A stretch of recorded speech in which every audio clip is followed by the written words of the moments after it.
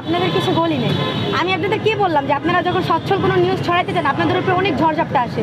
আপনাদেরকে পুলিশ হামলা করে, আপনাদেরকে মানে র্যাব হামলা করে, আপনাদেরকে আর্মি হামলা করে, আপনাদেরকে চাকরিচ্যুত করা হয়। সেই বিষয়ে আপনাদের পাশে আমরা আসি। আমরা তো সেটাই বললাম। আপনাদের বলছি যে মিডিয়া সংস্কারের কথা কোনটা বলছি।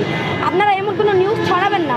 এই যে 14ই ফেব্রুয়ারি দিন দেখি আপনারা শুধুমাত্র মানে যে প্রেমিক প্রেমিকা কোথায় গিয়ে গল্প করতেছে এগুলো ছড়ান। আমি আপনাদেরকে এগুলো বলছি এগুলো না করে আপনারা দেশের যে খাদ্যদ্রব্য যে বিষয়টা যে আপনি যে প্রশ্ন করলেন, খাদ্যদ্রব্য যে বিষয়টা আপনি তো এরকম নিউজ ছড়ান না এখন অবধি যে কেন লেবু এখন ফলের দামে কেন বিক্রি করা হচ্ছে। ছড়াইছেন বলেন।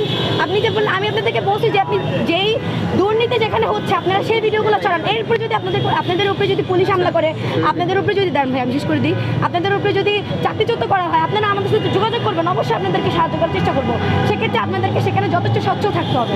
আমরা তো তাই বললাম যে আপনাদের নিয়ে আগাবো, তাই না? আপনি বলছেন যে হাতি ভাইয়ের মতো আপনি কাজ করে যাবেন, আন্দোলনবাদের বিরুদ্ধে আপনারা লড়াই করবেন। হাতি ভাইয়ের ইনকিলাব মঞ্চ থাকতে আপনি এখানে